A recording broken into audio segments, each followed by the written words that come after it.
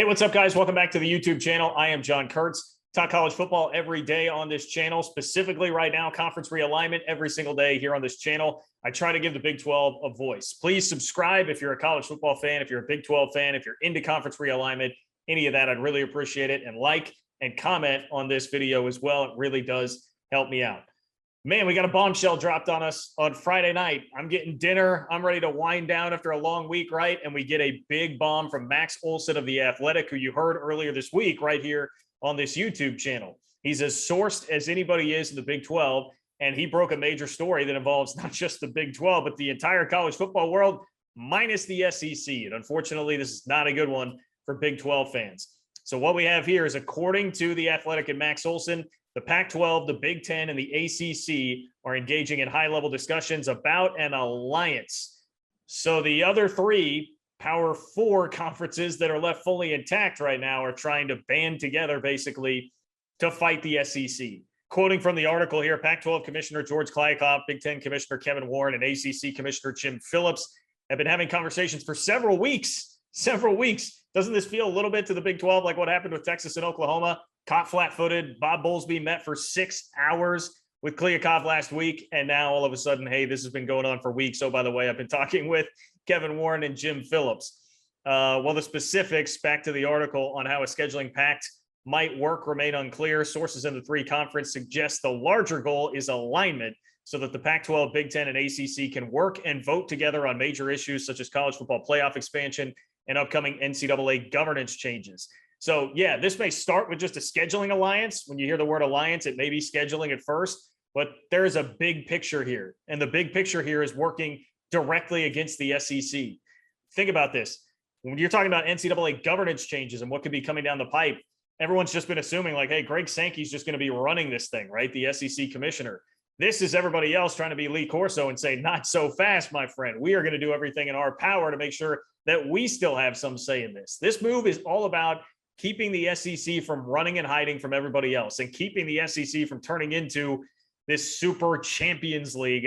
I'll admit I'm not as well-versed in soccer as I probably should be there, right? But it's to keep that super league from forming, which would all be the SEC. And in fact, from the article, quote, this is their shot right back at the SEC, one athletic director said. So that's what Max Olson is hearing from everybody else as well. More from the article. All three leagues and their relatively new commissioners are feeling some pressure to respond to the SEC's aggression after they added Texas and Oklahoma. None of the three have expressed serious interest in raiding what's left of the Big 12, so working together is a logical next step. Now, here's the kicker and the key. We're going to get to the Big 12 impact of this in just a moment, I promise, Big 12 fans, but this is the key when we're talking about what's going on big picture here. On Tuesday, the NCAA announced the formation of a Constitution Committee with the hopes of expediting a proposed governance model. It is there in voting power, where an alliance among the ACC, Big Ten, and Pac-12 would really show those three conferences power, because they would have 41 votes to just 16 votes of the expanded SEC. So you have a new Constitution Committee in the NCAA, and the idea here would be if the ACC, Big Ten, and Pac-12 all work together, they've got 41 votes to the 16 of the SEC. So they can outvote Greg Sankey, they can outvote the SEC, they can take some say back, whether it's college football playoff expansion, new governance, whatever it is that it might be that they want to vote on. So this is pretty big. Like, this to me is not, I mean, the Big 12 impact is like, everybody's like, oh man, we've been talking about all these different strategies we have to try and get in different leagues. Turns out they don't really care. They have bigger fish to fry. But when you're talking about what this means for like the broad scope of college athletics, this is a pretty huge story potentially, because you may be headed for like a Cold War, a big standoff between the SEC and everybody else in college athletics, particularly obviously the other three major conferences here. So, I mean, there are some big winners and some big losers. Look, the Big 12, the 8 teams left, big losers. Anybody who thought, if you thought Kansas and the Big 10 was something that was going to happen really quick, look, man, I've been saying all along the Big 10 has bigger fish to fry, and that was proven with this right here. Same story for Iowa State trying to work its way into the Big 10.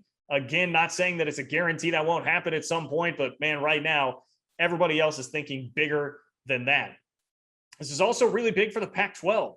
Like, the Pac-12 basically just got the Big 12's version of what an alliance with the Pac-12 would be. The Big 12 is sitting there like nipping at the Pac-12's heels like, hey man, you guys are bigger, badder, and better right now. Let us tag along with you. Meanwhile, the Pac-12 is looking up the line at everybody else, the other three leagues, and being like, hey, man, let me tag along with you so that we can fight against the SEC and not get cannibalized.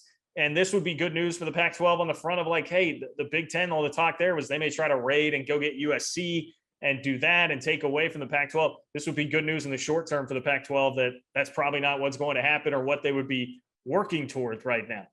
So, man, massive ramifications in college athletics. Another winner here, when we talk about the impact of the Big 12, like what does the Big 12 do from here? You probably start turning toward expansion now, right? This probably turns you towards sticking together as 8 teams and trying to go find Cincinnati, Houston, UCF, whatever it's going to be to add to your league. Now, again, I don't think that would happen anytime soon. I still think they would take some time to digest, sit, think about it, see what's going to actually happen with this alliance being proposed with the other 3 leagues here. But big winners right now are the AAC teams, and anybody who feels like they're an expansion candidate for the Big 12, BYU, AAC teams, all of those schools have to feel like now this opens the door for us potentially to make some more money with the Big 12. Although, I mean, the other thing this could bring back into play is, does this mean that the AAC rating the Big 12 could be played in some form? The Big 12 still has Power 5 status, and as that relates to the playoff and all of that, that still does matter. But this at least opens that door more, pending whatever it is that's going to happen over the next coming weeks, months, and years. So it's crazy. Now, maybe it's not a total kill shot for the Big 12. I saw a really good point that Derek Duke made on Twitter. He said, look, there's a lot of egos that have to be massaged here when you're talking about 3 leagues meeting together. Maybe this still does fall apart at some point. And I do think there's some truth to that. Think about how many egos there are in one conference and how much trouble the Big 12 has had keeping one conference together. And it's really the SEC, the only league that has been unscathed from most of that. I mean, we've seen turmoil in the other leagues, the Big 10, everything that went down with Nebraska and trying to play football or not play football during the COVID season, the Pac-12, USC flirting with going independent, some unhappiness there with the Trojans at points. Like other leagues have had issues with that too. So are you able to get 41 schools on the same page? Maybe that does break down at some point. It opens back up. But for right now, this is not good news for the Big 12 and the 8 remaining teams. I guess unless, honestly, if you are one of the schools like a K-State, like a Baylor, like a TCU, if you didn't feel great about your chance to get into another league, this could come back around and you could spin that as being good for you too. What it does, though, is it just kneecaps the ceiling of all of these schools in the Big 12. Your ceiling was going to be finding some way to team up with the Pac-12, or if you're somebody else going to the Big 10, the ACC, whatever, this kind of kneecaps your financial ceiling, it would appear, as long as this thing stays steadfast moving forward. So I'm sure there will be a lot of fallout from this. I'm sure there will be ensuing reports. I have seen Adam Rittenberg at ESPN confirm this report from Max Olson. So this seems legit in what's going on in the college football world. Keep you updated right here on this channel. Please do click subscribe if you have not. If you're a college football fan, like and comment on the video. That helps me out a ton too. And if you want updates by the minute, check me out on Twitter at JLKurtz, JLKURTZ. I'm on it way too often. I can guarantee you that. So you can feel free to get in touch with me there as well. And if you want content from my daily radio show, just search The Game, KMAN, on Apple Podcasts, Google Podcasts, Spotify, wherever it is that you do get your podcast. So I'll talk to you soon. Thanks for watching.